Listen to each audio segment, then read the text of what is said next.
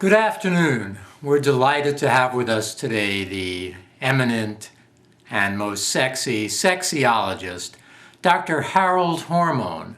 Dr. Hormone is normally an extremely reclusive individual who's very hard to get his hands on, although he likes to get his hands on lots of other people. Dr. Hormone. Hello.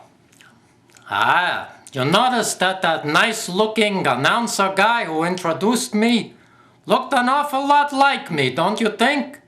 Very handsome guy. Anyway, let's start with the questions. So I'm going to read some questions that have been given to me here. I'm going to try to give you some intelligent sounding answers. They may not be intelligent, but they may sound that way to you. Mostly because of my accent. The question I have here is, our son is 14. And my husband and I think we should talk to him about sex, but we don't know where to start. What do you suggest? Well, I would say the best place to start would probably be in the kitchen, right after dinner. The reason for this is that the kitchen is a fairly safe room. If you get uptight, you can always beat around the bush by making something to eat. Definitely avoid the living room or the den, because your son is likely to be self-conscious and worried about his siblings overhearing the conversation. I would not recommend his bedroom either, because he's probably going to be worried that you'll find his drug paraphernalia or perhaps a condom. This would not be so good. So anyway, he'll probably tell you that he knows all about sex. Most likely this is true, since he probably has been having sex since he was 8 years old. Now, if there is anything you would like to ask him about sex, this might be a good time to do that. But this sets up an unusual dynamic in terms of the reversal of the parent-child role, so be careful with this one. At all. Oh, Dr. Hormone, you crack me up. Okay, another question here. My boyfriend is the strong, silent type. He is so quiet when we have sex that I never know whether he has come. How can I tell? This is a very good question. I'm glad you asked, Dr. Hormone. I'm often asked this very same question. There are several telltale signs. He may suddenly become still and cease moving. This is not a foolproof indicator, however, as it is possible that he may have just had a heart attack. Wait several minutes, and if his skin begins to turn to a bluish color, chances are it wasn't an orgasm. Another indication that he has reached his climax is if he gets up, gets a beer out of the refrigerator, and turns on a football game. The only thing that men like more than drinking beer and watching football is having sex. So chances are he's finished with sex. By finished, I mean he's had his pleasure. He doesn't care where you're at. Regardless, if he turns on the TV, good indication that he's through. A frequently used indicator is whether or not a man has an erection. If your boyfriend still has an erection, he probably hasn't come yet. If you're not sure what an erection is, or your boyfriend's penis is so small that it's difficult to tell when he has an erection, you might want to bypass this indicator.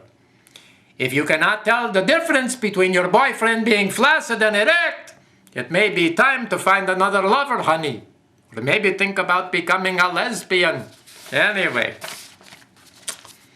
An ornithologist friend of mine told me that among birds, the woodpecker has a reputation for its voracious sexual appetite. True or not true?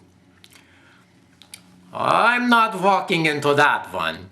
Who I have sex with is my my own business. A woman I know whose husband had an unfortunate accident informs me that woodpeckers can be very exciting. Although the splinters can be difficult to remove sometimes, as you might imagine. My Audubon resource person has assured me that the horny animals Let me do that one again. The horny owl's appellation. See, it's hard for me to say owl now. You tricked me before with that question. The horny owl's appellation, that's not mountains, that's a name, is well deserved. Okay, moving on to a more political correct question here. Which is more important in conception, the egg or the sperm? Well, politically, I'd say they're equally important. It takes two to tango, not that the sperm and the egg dance. Psychologically, the sperm is more critical in the conception process.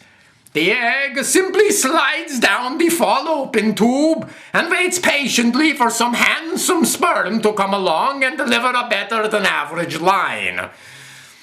The egg is a loyal sort who wouldn't think of being fertilized by anything but a sperm. The sperm, on the other hand, if you have sperm on the other hand, you should go in and wash right now, is fickle, and it will mess with anything with which it comes into contact. Remember that the sperm, like the salmon, has an upstream struggle. And it's swimming against the tide, and it has to be ingenious enough to sneak past the diaphragms, parallelograms, anagrams, and IUDs. Once the sperm has gotten that far, it doesn't care what it unites with. The sperm will fertilize a red platelet, a white corpuscle, or a piece of gefilte fish for that matter. Occasionally, an egg might be fertilized by a chicken, but this has nothing to do with human reproduction. Okay, I think I maybe have time for one more question here. My underpants hat is getting a little hot under these lights. I hope you like this style. I can do it all kinds of ways. See, how's that? Let me show you the bald spot on my head. That's even better yet. I look like a chef now. Anyway, question is, do you think masturbation can create learning problems in children by causing poor eyesight, lack of concentration, or short attention span? Let me put my glasses on here just a minute.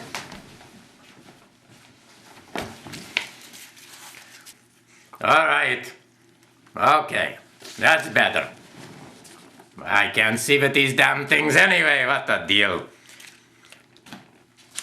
In case you forgot the question, I've been away such a long time futzing with the glasses. Do you think masturbation can create learning problems in children by causing poor eyesight, lack of concentration, or short attention span?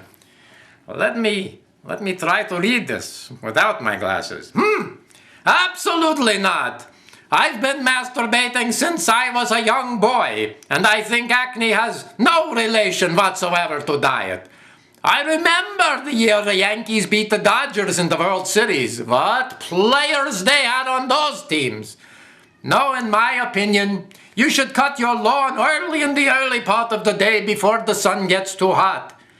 Did I ever tell you about the time I found a raccoon in my peanut butter and jelly sandwich? Oh boy, if bowling averages go any higher, we're going to have a handicapping system. So, in answer to your question, I would summarize by saying that your daughter should be allowed to go to the prom, provided she has an acceptable chaperone. This has been Dr. Hormone answering your questions about sex. Remember to be sexy and to be careful. And remember, if you want more of this nonsense, you can go to Dennis Fenichel, that's my name. Titters, Giggles, and Tears is a book that I recently wrote, a collection of humorous essays, available on Amazon. I will have another book coming out called The Definitive Foreigner's Guide to the English Language, and then a second volume of Titters, Giggles, and Tears, which I think is hilarious, but I'm not a good judge of that. Bye-bye, sweeties.